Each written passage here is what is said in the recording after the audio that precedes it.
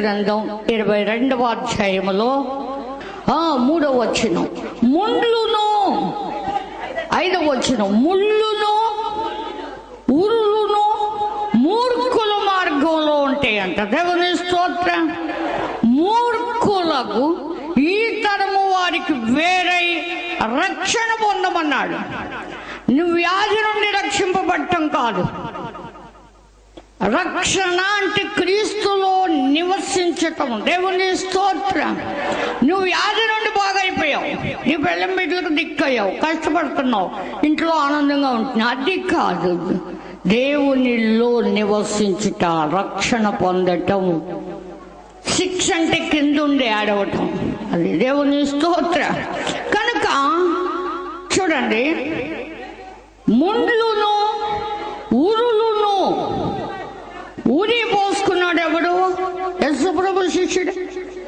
30 రూపాయలకు బేరమాడి ఆయన విలువెంతో తెలుసుకోలేకపోయాడు. తనను కొనే ప్రభువు యొక్క విలువ తెలియక తానే ఆయన నమ్మి తను కొనుక్కునే ప్రతిష్ఠితంలోకి వెళ్ళలేదు. దేవుని స్తోత్రం.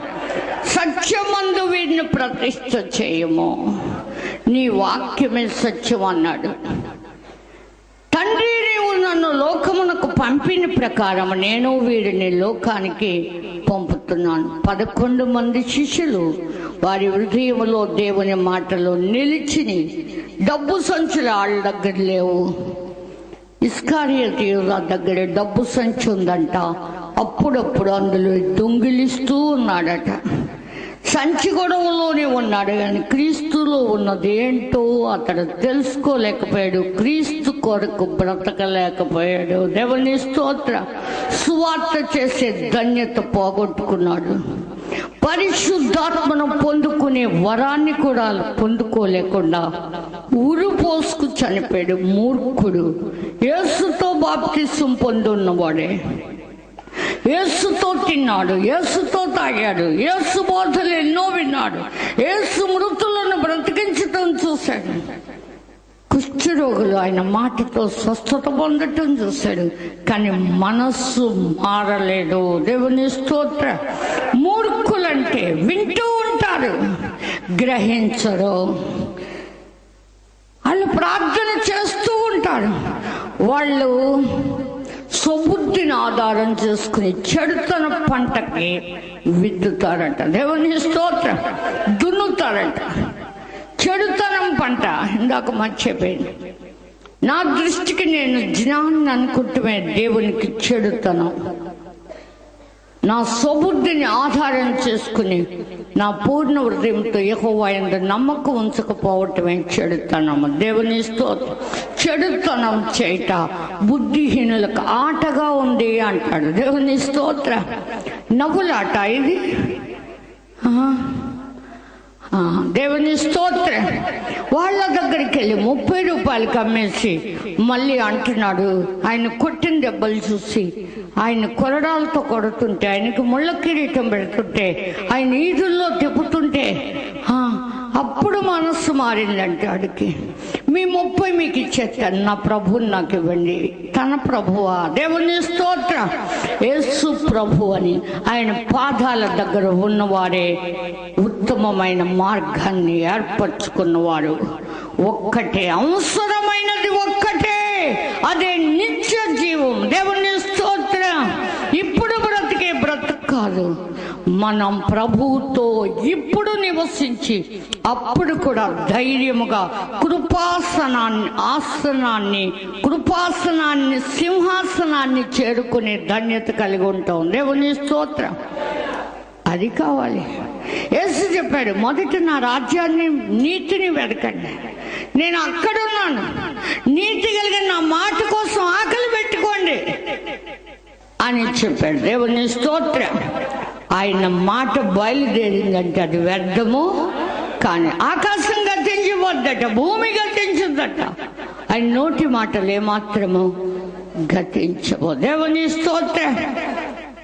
నిజంగా ఆ యొక్క అలసట పడ్డాడు తర్వాత. కానీ ఏమైంది? అప్పుడు వరకు సువార్త కూడా ప్రకటించి ఉండొచ్చు. ఇస్కరియోతు యూదా సువార్త ప్రకటించాడని ఎక్కడ లేదు. పేతురు యోహాను వెళ్ళినట్టుగా ఉంది. అంద్రియా ఫిలిప్పులు రొట్టెల కాడ ఉన్నారు, కానీ యూదా అమ్ముకునే కాడ ఉన్నాడు. యేసుని దేవుని స్తోత్ర. బేరాలు పెట్టుకున్నాడు, మత అధికారులను పట్టుకున్నాడు. ఈయన బోధ కంటే ఆళ్ళ బోధే రైట్. సమాజ మందిరంలో మనకు ఒక కుర్చీ వేస్తారు, రేపు నుంచి చుక్క కూర్చోవచ్చు. ఈ నమ్మెత్తే గొడవ లేదనుకున్నాడేమో. దేవుని స్తోత్ర. నిజంగా ఈరోజు మనం చెడుతనమా చేసేది? మన స్వబుద్ధిన మనం ఆధారం చేసుకున్నది. మన పూర్ణ హృదయంతో యెహోవా యందు నమ్మకం ఉంచుదాం. దేవుని స్తోత్ర. కనుక చూడండి, కొరింథీయులకు రాసిన పత్రిక, కొరింథీ 12వ అధ్యాయం 15వ అధ్యాయం 36వ వచనం. కొరింథీ 15:36. ఓ అవివేకి, నీవు విత్తినది సత్యనే గాని అది బ్రతికింపబడును కదా. నీవు విత్తుదాన్ని చూడగా అది గోధుమ గింజ అయినా సరే, మరి ఏ గింజ అయినా సరే, నువ్వు అట్టి గింజను విత్తుతున్నావు కానీ పుట్టబోయే శరీరం ఎత్తట్లేదు. అయితే దేవుడే తన చిత్త ప్రకారము నీవు విత్తిన దానికి శరీరం ఇస్తాడట. దేవుని స్తోత్రం. నువ్వు విత్తిన గోధుమ గింజ, దానికి శరీరం ఆయన ఇస్తున్నాడట. అది చచ్చిన తర్వాత తిరిగి లేపటానికి కొత్త శరీరం ఇస్తున్నాడు. గోధుమ గింజకి పచ్చటి ఆకులు వచ్చినాయి బ్రతికిన తర్వాత. దేవుని స్తోత్రం. 33. దుష్ట సాంగత్యము. దుష్టుడు ఎక్కడ సాంగత్యం చేశాడు? అవ్వమ్మతో. దుష్టుడేనా? అపవాదేనా? మొదటి నుండి పాపం చేసేవాడు అపవాది. ఇప్పుడు పాపం చేసేవారు అపవాది సంబంధులే. పాపం అంటే ప్రేమ లేనివాడు. మంచిది. ఇక్కడ దుష్ట సాంగత్యము మంచి నడవడిని. దేవుళ్ళలోకి వెళ్తున్నావా నువ్వు? ఇంకా మా మాట వినవా అని అడిగేవాళ్ళు చాలా మంది. ఓ చుక్క తాగు, ఓ చుట్ట కాల్చు, ఓ గుక్కడే కదా, నేను చచ్చినట్టు అజట్టి నీకే అడే బతకాలా? నేను చంపుతాకు బతుకుతాడు. దేవుని స్తోత్ర. నువ్వు చచ్చావు, నీకొక శరీరం ఇత్తడు. ఇందాక చదివాం మనం. గోధుమలు చల్లి ముళ్ళ పంట కోస్తున్నారట, అలసట పడుతున్నారట, ప్రయోజనం లేదట. నీ అలసట ఏంటి? నీ పనేంటి? ప్రార్థన చేయవా? కబుర్లు వచ్చినాయా? ఇరుగు వరుగు ఊరు వాడ నీ వైపు చూడాలా? ఎవరు చూడలేదు అనుకుంటున్నావా? దేవుడు చూసేవాడు. దేవుని స్తోత్ర. దుష్ట సాంగత్యము మంచి నడవడి చెడు. నువ్వు దుష్టుడు అయిపోతే నిన్ను చూసిన వారు దుష్టులు అయిపోతారు. దేవుని స్తోత్ర. మంచి వారిని దుష్టులుగా చేసేవారు కూడా ఉన్నారు ఈ దినాల్లో. దుష్టులకు దయ చూపించి మేము బతికించినా వారు నీతి నేర్చుకోరు గనుక దుష్టులే. దేవుని స్తోత్ర. వారు దేవుని మరిచిపోయారు గనుక దుష్టులే. దుష్ట సాంగత్యము మంచి నడవడిని చెరుపుద్దట. నీతి ప్రవర్తన గలవారై మేల్కొండరా. నిద్రపోతున్నారు మీరు, మేల్కోండి. దేవుని స్తోత్ర. నీతి ప్రవర్తన మీలో ఉంటే మేల్కొని పాపం చెయ్యొద్దు, దుష్టులతో సాంగత్యం చేయొద్దు, వేషధారులతో పొందు చేయొద్దు. చేయొద్దు. నిర్దోషులుగా క్రీస్తు రక్తముతో మీరు కడగబడాలంటే మీ వస్త్రాలు ఉతుక్కుని తెలుపు చేసుకున్న మీరు మరలా మురికి అయితే మిమ్మల్ని రక్షించేవాడే లేడు. రెండవసారి యేసుని సిలువ వేసిన వారితో సమానమే. దేవుని స్తోత్రం. బహిరంగముగా సిలువ. నేను అనుకుంటున్నాను, యేసు నమ్మకండి ఇలా చచ్చిపోతే ఎంత బాగుండు అని. ఇప్పుడు చచ్చిపోయే వారి కంటే, దీర్ఘాయుషు లేకుండా వ్యాధులతో చచ్చిపోయే వారి కంటే, యేసుని తెలియకుండా చచ్చిపోతే యేసుకు అవమానం రాదు. దేవుని స్తోత్రం. అంతే కదా. నరులారా, నా గౌరవముని ఎంతకాలము అవమానముగా వాళ్ళు మన దేవుళ్ళు వదిలేసి దేవుళ్ళలోకి వెళ్ళి బతికేసామన్నాడు కదా. అది చేసిన నీచ ప్రవర్తన గుర్తు చేసుకోడు. కోమరామూర్తి గారు చెప్పారు కదా, 110 ఎకరాల రెడ్డి కూర్చుని లెగలేనోడుగా వచ్చి బాగయి మళ్ళీ మరొక దారిని వేసి ఇంటికి వెళ్ళాడట, పాత స్నేహితురాలు ఇంటికి. దెబ్బతో చచ్చాడు. దేవుని స్తోత్రం. ఆమె ఫోన్ చేసింది, ఏమండి రెడ్డి గారికి బాగోలేదంట, మీకు తెలుసా? తిరుపతి పురం కోమడు తెలుసండి మీకు? కొడుకులు అందరూ వదిలేస్తారంటండి, బతకడన్నారంట డాక్టర్లు, ఇంకెందుకు లేని వదిలేస్తారంట. కానీ హాస్పిటల్లో ఉన్నాడట. ఈసారి బతికితేనండి నేను టాక్సీ చేసుకుని మీ ఇంటికి తీసుకొస్తానంటుంది. దేవుని స్తోత్రం.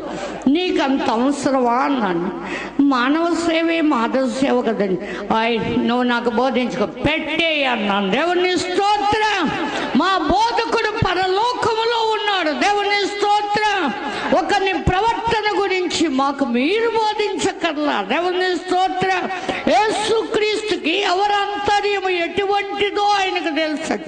మీ అంతర్యం ఎటువంటిదో మాకు తెలియనప్పుడు ఈ స్టేజీలో మమ్మల్ని నిలబెట్టి మాలో ఉండి మీతో మాట్లాడాడు దేవుడు. దేవుని స్తోత్రం. మాలోకి వచ్చి మీతో మాట్లాడినప్పుడు మాట్లాడే దేవునికి మేము లోబడాలి, కానీ మీ ఒప్పు చప్పటి మాటలకు లోబడ్డావా? అవ్వమ్మా అపవాదికి లోబడినట్టే ఉంటుంది. దేవుని స్తోత్రం. తిను. బాగుందండి అమ్మగారు, బాగానే మీకనే ఉండేవండి, చాలా బాగుంది. కడుపు, వారి కడుపే దేవుడట. ఆ కడుపుని నాశనం చేస్తాడంట. వాళ్ళని కూడా నాశనం. అలాంటి దేవుడు నమ్మాము. ఆదాముని అప్పుడు చంపలేదు, కానీ దేవుడు ఇప్పుడుకుప్పుడే చంపేస్తున్నాడు. అననీయ సప్పేరాలు ఆ నిమిషమే చచ్చిపోయాడు. ముందేమో అననీయ చచ్చిపోయాడు. అపోస్తుల కాలంలో పేతురికి ఎదురు చెప్పి పరిశుద్ధాత్మని ఎదిరించి కాసేపట్లో ఆయన పాదాలు ఆయన పాతి పెట్టి వచ్చిన పాదాలు ఇంటికి వచ్చే లోపల భార్య అబద్ధవాడిందంట. ఆమె చచ్చిపోయింది. అబద్ధపు పంట దేవునికి వద్దు. నీతి ప్రవర్తన గలవారై మేల్కోండి. దేవుని స్తోత్రం. నిద్రించుచున్న నీవు మృతులలో నుండి లెమ్మన్నాడు. దేవుని స్తోత్రం. క్రీస్తు నీ మీద ప్రకాశించుతున్నాడు. దేవుని సువార్తలో వెలుగుంది, దేవుని సువార్తలో జీవం ఉంది. నాకు చెప్పాను కదా, వింటే బ్రతుకుతారు.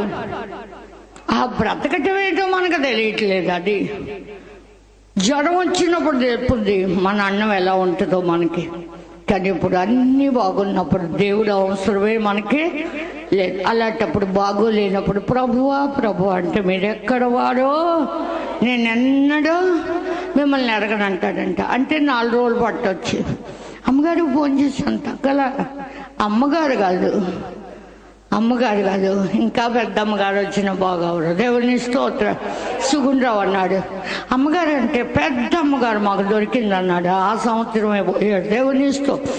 ఈ అమ్మగారు చిన్నదైపోయిందంట తన దృష్టిలో.